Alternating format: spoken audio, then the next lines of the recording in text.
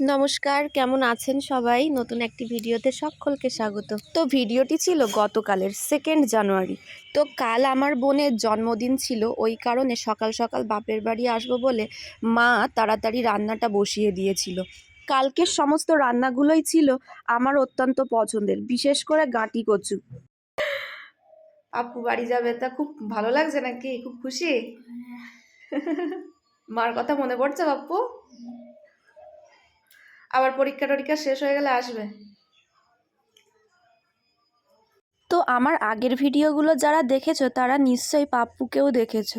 তো ও হলো একটা দাদার ছেলে, কয়েকদিনের জন্য আমাদের বাড়িতে এসেছিল ঘুরতে। তো গত পরশু পাপ্পুর বাবা মানে দাদা এসেছিল পাপ্পুকে নিয়ে যেতে, তো ওরাও কাল চলে গেছিল। বিয়াবাড়ি? এটা কি? এটা পেছনে কি? এটা কে দিয়েছে?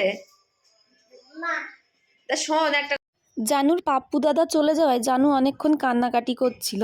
এরপর আমরাও রেডি হয়ে বেরিয়ে পড়লাম বাপের বাড়ির উদ্দেশ্যে। ওদিকে জানু চলে আসছে বলে জানু ঠাম্মিরও অনেকটা মন খারাপ হয়ে গেছিল। আর এদিকে আমার মনটা তো হ্যাপিনেস আর এক্সাইটমেন্টে ভরে উঠেছিল, কারণ মার কাছে আসছিলাম যে। এই শোনা, মিমিকে হ্যাপি বার্থডে বলো।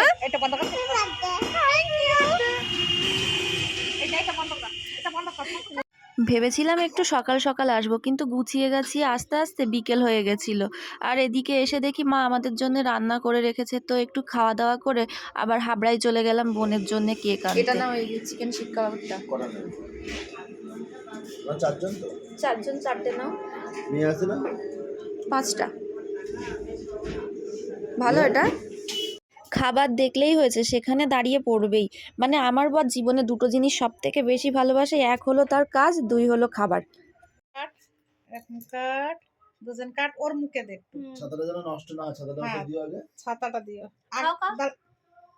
এবার তুমি মিমিকে খাইয়ে দাও। মিমিকে দাও, মিমিকে দাও।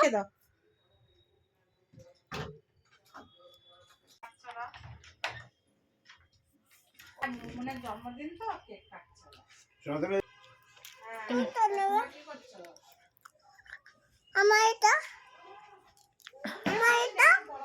জানু শোনা একটু কাটো, শোনা কাটো, শোনা কাটো, তুমি কাটো। হ্যাপি বার্থডে সোনা। এবার খাও। খুব